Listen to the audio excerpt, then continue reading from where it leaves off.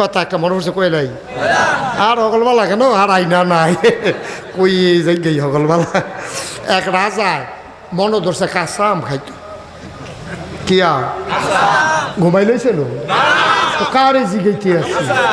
কিয়া এবার মনে মনে আমি খাইতাম না কয় আমি ঘুরতাম আমি ফাঁক না হইলে খাইলাম বলে কাঁচা আম খাইতাম না আমি হুদুদি কয় আমি ঘুরতাম এই হ্যাঁ কাঁচা ফাঁক না হইলে খাইলাম বলে দাঁত নাই চিপ্পা দিলে এবার আর লেগে কয় না এবার কয়তাম চাই কয় না কাঁচা আম খাইতাম ফরতাম না হুদুদি কই রাজার মনে ধরছে কি আম খাইব কাঁচা আমের সিজন শেষ একটা 12 মাসে আম গাছ লাগাইছে করতে জানি হ্যাঁ রাজার খবর হইন না তো নিজের গাছের তো নিজের হাতে ফাইরা আম একটা লইয়া গেছে রাজার ভাই রাজমশাই আপনারা আমরা সবাই তো মায়া করি আপনি বলে কাঁচা আম খাইতেন স্যার আপনার মনের আশা অপূরণ থাকবো আমার একটা গাছও 12 মাসে আম অকাইলে একটা আম ধরছে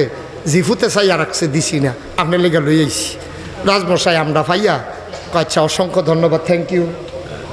অসংখ্য ধন্যবাদ কইয়া সেটা রাজমশাই আম কাটো আম কাটটা নুনমরিচ দিয়া দিছে রাজমশাই খাইয়া বড় আনন্দ পাইছে এই সিজনে অকাইলা আম খাওয়ন ফাইলাম আল্লাহ খাওয়াইছে আলহামদুলিল্লাহ রাজমশাই আমটাম খাইয়া খুশি হইয়া কয় এই প্রধানমন্ত্রী গো কয় আমি আসি এখানে কয় 1000 টাকা তার বাড়িতে পাঠাই দাও যে লোক আম আনছে এই লোকের বাড়িতে 1000 টাকা পাঠাই দাও তখন 10 পাই 5 হইলে কানি ক্ষেত কিনন যায় অনেক আগের কথা আর কত কইছে মা কথা না কয় হাজার প্রধানমন্ত্রী যখন শুনছে 1000 টাকা হেতারে দিয়া লাইতো প্রধানমন্ত্রীকে দেশের সবজি আম কিনতে কয় টাকা লাগে সারাটা বাংলাদেশের আমবি কিনতে তো 1000 টাকা লাগতো না তখনকার কথা এখন যদি কই যে এই 10 কোটি টাকা দিয়া দাও মনে করেন আমরা শেখ হাসিনা উনি একটা কাঁচা আম খাইয়া গেলো 10 কোটি টাকা তারে দিয়া দাও তো আমরা কইতাম না সারা বাংলাদেশের আমবি কিনতে লাগেনি 10 কোটি টাকা কিতা গেলো আচ্ছা কইলে কইছে এখন রাজায় দিত চাই কত 1000 প্রধানমন্ত্রীরা যখন ঘোষণা দিছে প্রধানমন্ত্রী 1000 টাকা নোট কেশিয়ারের তে যিনি অর্থমন্ত্রী তার গিয়া কয় 1000 টাকা দেন ভাউচার দিতে আসি রাজমশাই কইছে দিতেন তো রাজমশাই কইছে আর তো না দিয়ে উপায় নাই 1000 টাকাতে লইয়া মনে মনে চিন্তা করে 500 টাকা পাইলে দোতে সহ্য করতে পারতো না আর 1000 টাকা দেন কি তে করছে কিতা প্রধানমন্ত্রী নিচে 1000 নিজের একটা দিছে 500 ওই বিভাগীয় যে এই বিভাগীয় প্রধান চিটাগাং বিভাগের যে প্রধান হ্যাঁ রে কইছে যে তুমি একটা কাম করো এই 500 টাকা ওই আমলারে দেবিদ্দার নিজামিয়া পরিবারে 500 টাকা পাঠাই দাও হেতে চিটাগাং বিভাগীয় কমিশনার এটা ভাইয়া তার মাথাটা গেছে গরম হইয়া কি তারে কয় ভুলে কইলো নাকি 500 টাকা আবার দেখি তো একটা আমের দাম 5 পাই না হইলো 10 পাই 500 টাকা দিয়ালে তারপরে কিতা কইলো তো এই বিভাগীয় প্রধান 250 রাখা 250 পাঠাইছে ডিসি সাহেবের কাছে ডিসি সাহেবে এই 250 টাকা যখন পাইছে মোবাইলে ফোন পাইছে যে ওই বাড়েরা নিজামিয়া পরিবারে 250 টাকা ওই যে অকাল্লা আমদার গাছ ধরছে জনাব মোহাম্মদ আব্দুল কুদ্দুস ওনাকে খবর দেন না দিয়া দাও তো এই ডিসি সাহেবে এটা পাঠাইছে দেবিদ্দার টিউনু অফিসও টিউন হিসাবে দেখা 250 দেখা মাথাটা গরম হয়ে গেছে সারা বছরে বেতন ভাই 5 আমের লেগে দিয়া লাই 250 কিতা কইতাম রে উনি করছে কিতা 100 রাখা আর 100 দিছে আমরা ইউনিয়নের চেয়ারম্যান এই ইউনিয়নের নাম কিতা দেবিদ্দার সদর ইউনিয়ন চেয়ারম্যান রে এটা কি পৌরসভার অধীনে পড়ছে আরে ওয়াজ তো গড়ে গিয়া স্বামীমের উপরে ফুটে যায় স্বামীমে অহনো ইয়াসারছে না ওইলে পড়বো আর কি তো ওনার আগে হুন্না রাখলে কথাটা কাম হইব কেন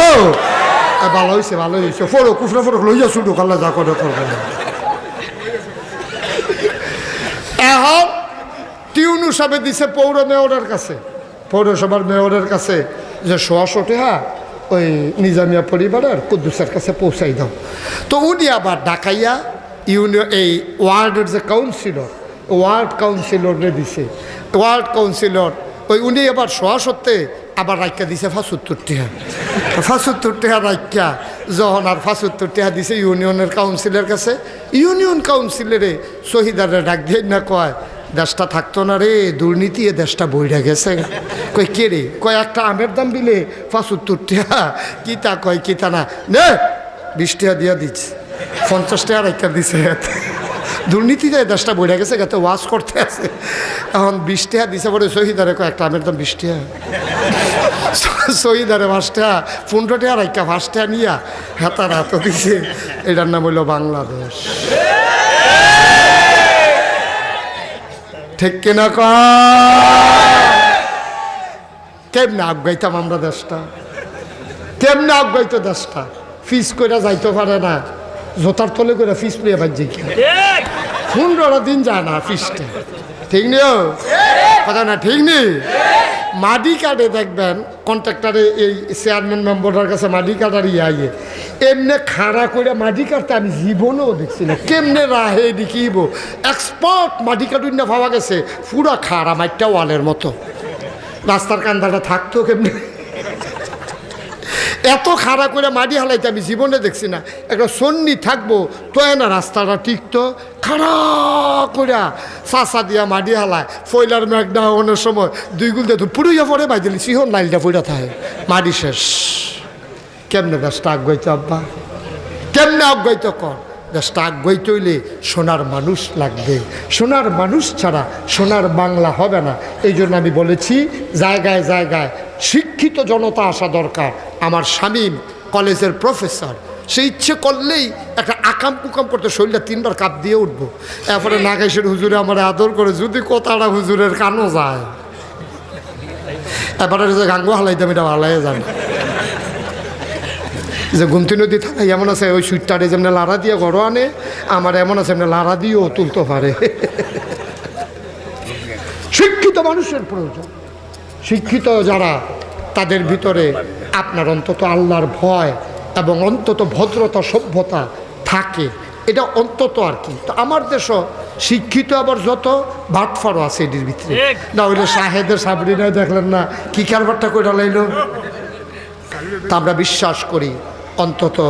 আমার শামীম সে অন্তত সুন্দরভাবে আল্লাহ যদি কখনো মনে করে যে তার মাধ্যমে খেদমত করানো প্রয়োজন দেবিদ্যারের মানুষ হয়তো বা শান্তি পাবে আল্লাহ যদি কবুল করে সবাই পড়ে আমিন